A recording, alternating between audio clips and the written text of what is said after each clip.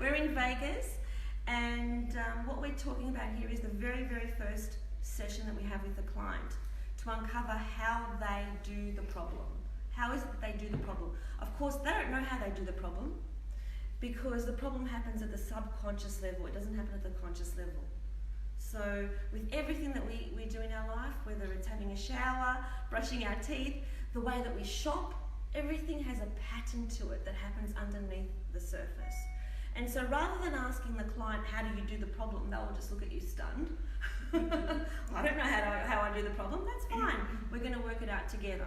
And so we give that pre-talk to them that everybody has a subconscious pattern in the way they do things. So we're going to work out how you do the problem. So today we've got Vera. Hi Vera. And Vera, where are you from? Arizona. And Vera has volunteered for us to work out how Vera does her particular problem. So let's now work it out. So Vera, what's the problem? My weight. Okay, so that's obviously a very general topic. So we're going to talk about one habit. Okay. So what's one habit that keeps your weight on? What is it? What's one habit that's not a great, doesn't serve you? Junk food. Okay. So what we're going to be talking about is the habit of junk food. All right. So let's work out how you do this particular problem of junk food. So usually with every subconscious pattern, we have a trigger. We have a thought, we have a feeling, and we have some sort of action happening. Okay, so for yourself, tell me how you do the problem of junk food. Now, notice how I say how you do the problem. I say how you do the problem because she's not the problem. She does the problem. Okay, we're separating the client from the actual problem. She's not the problem, she just does the problem, okay? So the action is not the person. So Vera, first of all, before you go through the process of eating the junk food, what's your trigger? I have a lot of triggers.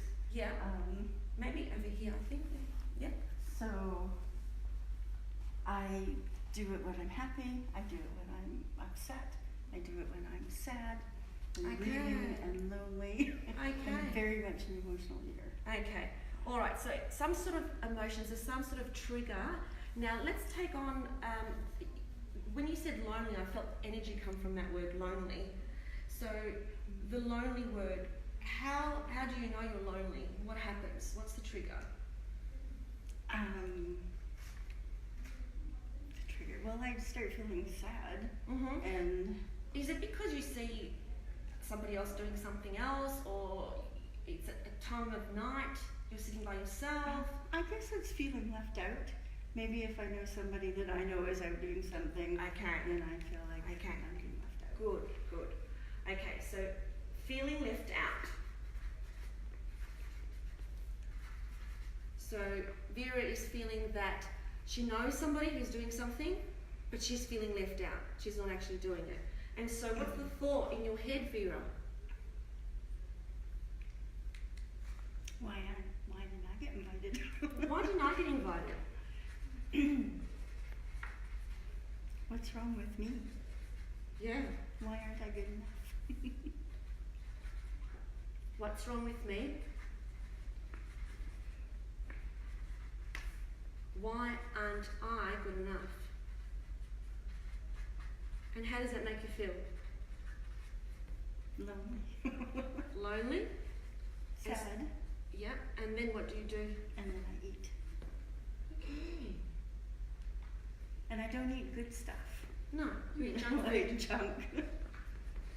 Even because I don't keep junk in my house. So I actually have to make the effort to go get it. Yeah, okay. Or I So send you my drive husband, somewhere. Or I send my husband to go get it. Okay. Okay. So send husband to go get it. Okay, so here's exactly how Vera does the problem. She's feeling left out, and the reason I picked up lonely as opposed to the other words, I just felt more energy come from that word lonely when she said it. Feeling left out, And so why didn't I get invited? What's wrong with me? Aren't I good enough? Feeling lonely, feeling sad, and then either she drives out to get something or she sends her husband to go and get something for her. That's how she does the problem. Now what I would say to the client, now this in itself, the client's enlightened because they never saw it that way before. They just see that they uncontrollably go and get junk food. They didn't think that there's this whole pattern that's happening. And so I say to the client, so Vera, that's how you do the problem, but there are times that you don't do the problem, aren't there? There are times that you don't do the problem. You don't do the problem 100% of the time. So now what I want to know is how you don't do the problem. Now the reason we want to ask them as to why they don't do the problem is because rather than us giving them a solution, the wonderful thing about our work in hypnotherapy is that the client always has the solution. Our solution may not be appropriate for Vera. If I say to her, oh, so Vera, instead of doing this, you should just go read a book, she might think, I don't want to do that. And that's not going to sit well with her. She has the solution. She already does the solution. She just doesn't realise it. So Vera, our clients, think they always do the problem. But there are times they don't do the problem. So let's play the scenario where you are feeling left out and lonely, but you don't do the problem. So what do you think instead? I'll probably call somebody. Good. So call somebody. Probably my sister in Canada. Good. Sister in Canada. And then how do you feel after you've spoken to her? Usually better. Good. And then what do you do?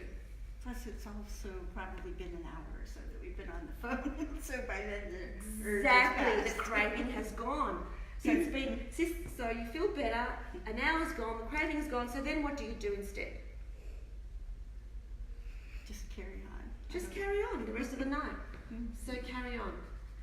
So we have, so what we say to Vera is, so Vera, this is how you do the problem, and this is the way you don't do the problem. So what we want to do here today is we're going to get you to this is your powerful strategy, your empowering strategy, and this is a strategy that doesn't serve you, does it? So what, you've already got a strategy. I don't have to give one to you. Yeah? So we want to make sure that you utilise this strategy more. And the key here is to call your sister in Canada. And it could be that, you start perhaps connecting with other people in another way. So it seems to me that that kind of connection, that social connection, so even if it's not your sister, there might be other people in your life that you can connect with.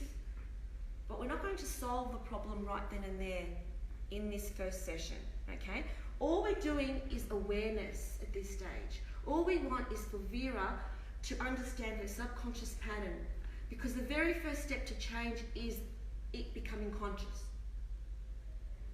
And as it becomes conscious, she herself over time will change it. Does that make sense?